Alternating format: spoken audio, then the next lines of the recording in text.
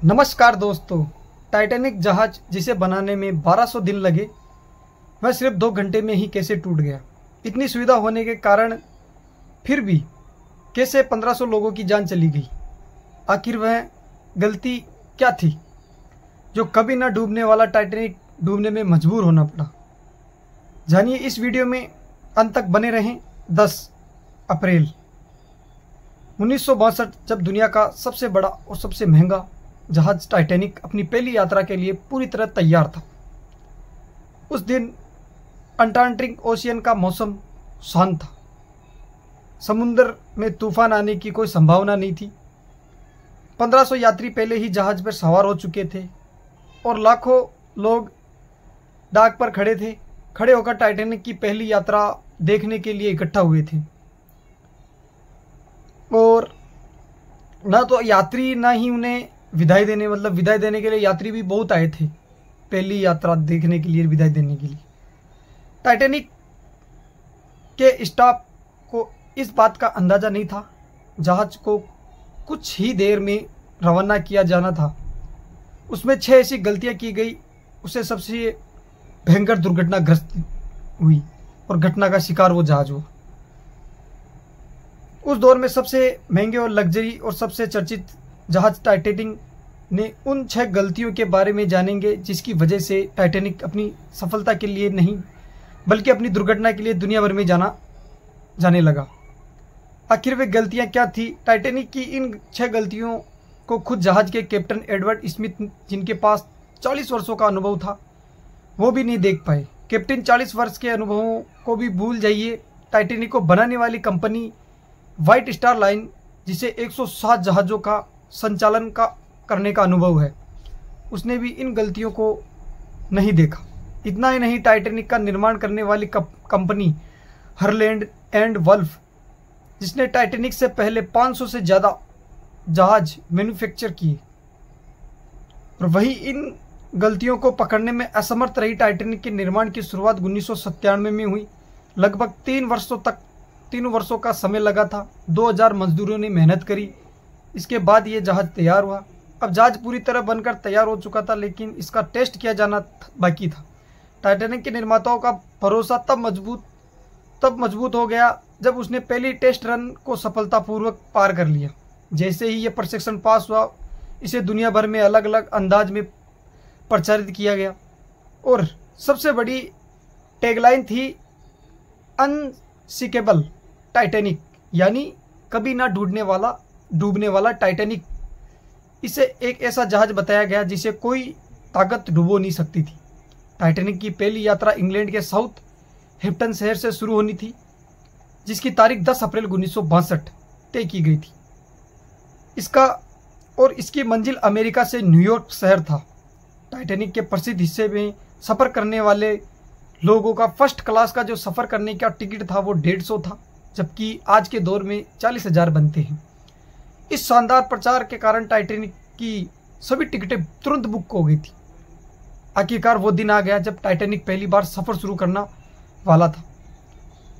Mistake number 1, दोपहर ठीक 12 बजे टाइटैनिक ने अपनी पहली सफ़र को शुरू कर दिया और इसी के साथ टाइटैनिक की गलतियां भी सामने आने शुरू हो गई। कैप्टन स्मिथ को मालिक की तरफ से डेडलाइन मिल चुकी थी। कैप्टन स्मिथ को 17 अप्रैल तक किसी भी हाल में न्यूयॉर्क का सख्त आदेश मिला था, यानी उन्हें 7 दिन के अंदर किसी भी हालत में न्यूयॉर्क पहुंचना था। इसी कारण से कैप्टन ने जहाज को स्पीड से शुरुआत करी, बहुत तेज रखा। यही टाइटैनिक की सबसे बड़ी गलती थी। जहाज के मालिकों द्वारा दिए गए आदेश, उसको ऊपर का दबाव था कि तेज चलना है। टाइटैनिक का पहला सफ़र था और अगर इसे ही हम समय पर नहीं करेंगे तो न्यूयॉर्क नहीं पहुंचा समय पर, तो इसकी रेपुटेशन को बड़ा नुकसान हो सकता था। मिस्टेक नंबर 2, टाइटैनिक को यात्रा करते हुए 3 दिन हो चुके थे। फ्रांस और आयरलैंड में एक छोटा सा स्टॉप करने के बाद टाइटैनिक लगातार 72 घंटों से न्यूयॉर्क की ओर बढ़ रहा था।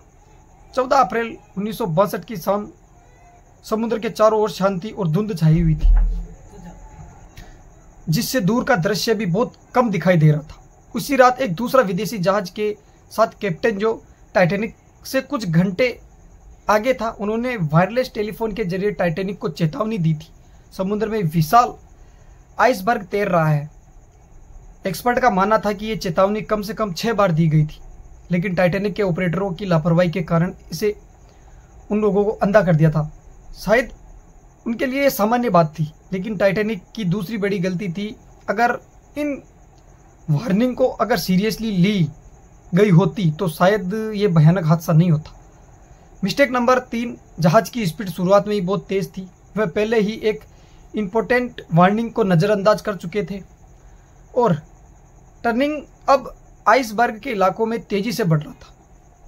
लेकिन टाइटैनिक को अभी भी बचाया जा सकता था, क्योंकि जहाज के पहरेदार पूरी तरह सतर्क थे। उन्होंने दूर से किसी भी खतरे की चेतावनी देने के लिए तैयार थे। लेकिन तीसरी गलती ये थी कि दूर से देखने में असमर्थ थे, क्योंकि उनके पास दूर से देखने के लिए दूरबीन नहीं थी। दूरबीन न होने से पहरेदार ने नहीं देख पाया। पहरेदार ने कैप्टन स्मिथ को तब खबर पहुंचाई, तब जहाज बिल्कुल एक फुटबॉल फील्ड जितना आइसबर्ग के करीब पहुंच चुका था। लेकिन अब बहुत देर हो चुकी थी, क्योंकि जहाज आइसबर्ग के बहुत करीब आ चुका था। मिस्टेक नंबर 4, अंटार्कटिक ओशियन में अक्सर ऐसे आइसबर्ग को अक्सर सामना करना पड़ता है, मतलब जिसको वो बड़े बड़े वजनी जहाज आसानी से पार कर लेते हैं। शायद ऐसे ही कैप्टन स्मिथ ने सोचा होगा। टाइटैनिक तेजी से आइसबर्ग के पास पहुंचा रहा था, तभी जहाज के पहरेदार देखते हुए फौरन कैप्टन स्मिथ को चेतावनी दी। आइसबर्ग की खबर मिलने के बाद कैप्टन स्मिथ ने तुरंत जहाज का इंजन बंद करने की दिशा निर्देश बदलने का आदेश दे दिया। हालांकि कैप्टन स्मिथ ने टाइटैनिक को बचाने की पूरी कोशिश की, मगर बहुत देर हो चुकी थी। टाइटैनिक इतनी तेजी से बढ़ रहा था कि दिशा बदलने की कोशिश नाकाम साबित हुई। टाइटैनिक अब फुटबॉल फील्ड जितना ही आइसबर्ग से टकरा चुका था, लेकिन टाइटैनिक के बचने के काफ़ी उम्मीद बची थी। वह उम्मीद बची थी आइसबर्ग जहाज को नुकसान न पहुंचाए, बल्कि जहाज से टकराते ही खुद ही टूट जाए। शायद ऐसा ही होते अगर चौथी गलती सामने नहीं आती तो। एक्सपर्ट का मानना है कि टाइटैनिक को रिवेट्स लगी थी, स्टील की जगह कास्ट आयरन की बनी थी। इन रिवेट्स का काम बड़े बड़े लोहे को एक आपस में जोड़े रखना है, लेकिन कास्ट आयरन स्टील नरम होती है, जिसकी वजह से टाइटैनिक का आइसबर्ग जहां टकराया वहां दरारें आने लगी। मतलब जो नीचे लगता है वो टकराता है ना, वो उसको बोलते हैं। वही हुआ जो कैप्टन स्मिथ को डर था। वह घातक पल था जब टाइटैनिक का भाग्य सील हो गया। और मिस्टेक नंबर 5, टाइटैनिक अब बड़े आइसबर्ग से टकरा चुका था। अब जहाज के निचले हिस्से में पानी भरना शुरू हो चुका था। हमले में सभी को अलर्ट कर दिया गया। बेशक टाइटैनिक में पानी भरना शुरू हो चुका था, मगर टाइटैनिक को बचने की उम्मीद अभी भी बाकी थी, क्योंकि टाइटैनिक को ऐसे डिजाइन की गई अगर 3 फ्लोर तक पानी भर जाए जहाज नहीं डूबता। लेकिन दुर्भाग्य में पानी 4थे फ्लोर तक पहुंच गया। अब जहाज में बचाने के लिए कोई उम्मीद नहीं थी। अब टाइटैनिक धीरे धीरे ओशियन में डूबता जा रहा था। अब जहाज में फिक्र किए बगैर इसमें मौजूद यात्रियों को बचाने का वक्त आ चुका था। कैप्टन स्मिथ ने रेडियो इमरजेंसी अलर्ट कर दिया था। जब तक ये यात्री को लाइफ बोट में शिफ्ट करने के प्लान पर गए, लेकिन उसी मौके पे 5वीं गलती दिखाई दी। हाँ, जहाज में टोटल 32 लाइफ बोट की जगह गलती से 20 ही रखी हुई थी और 1500 से ज़्यादा मरगर बोट थी, सिर्फ 20। मिस्टेक नंबर 6, जहाज में हर कोई उन गिनी चुनी बोट्स में चढ़ने के लिए भगदड़ मच गई और 6ठी गलती शुरू हो गई। लाइफ बोट की कमी थी और आपातकालीन स्थिति में यात्री को बचाने की बारी आई तो अफरा तफरी मच गई और लाइफ बोट्स के आधे भरे हुए समुद्र में उतार दिए गए। आधे भरे हुए लाइफ बोटों को भेज दिया गया। फर्स्ट क्लास पैसेंजर को दर्जा दिया गया, यानी जहाज में जो अमीर थे वो सिर्फ लाइफ बोट में चढ़ पाए, ज़्यादातर सिर्फ बच्चे और औरतें। अगर बोट से ज़्यादा लोगों को भरी होते तो शायद ही ज़्यादा लोगों की जान बच जाती। अब जहाज तेजी से डूबता जा रहा था। एक शॉर्ट सर्किट के कारण जहाज की सारी लाइटें बंद हो गई और अगले ही पल में टाइटैनिक के 2 हिस्से हो गए। महज 2 घंटे और 40 मिनट में टाइटैनिक पूरी तरह से अंटार्कटिक ओशियन की गहराई में समा गया।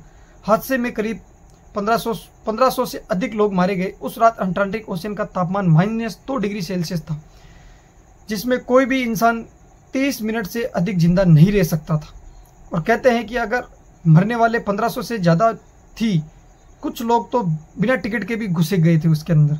जिंदा बचने वाले ज़्यादातर बच्चे और औरतें थी जो लाइफ लाइफ बोर्ड में बच गई थी और कैप्टन स्मिथ भी जहाज में डूबते समय अंत तक मौजूद रहे और उन्होंने अंत में ओशियन के उस समंदर में छलांग लगा दी। उम्मीद है आपको वीडियो अच्छी लगी होगी। टाइटैनिक जहाज के बारे में मैंने आपको जो जानकारी दी वो अच्छी लगी होगी। तो अगर कोई गलती हो तो क्षमा चाहता हूँ और मिलते हैं नेक्स्ट वीडियो में नई एनर्जी के साथ और नए टॉपिक के साथ। तब तक लाइक करें, कमेंट करें, सब्सक्राइब करें। जय हिंद, जय भारत।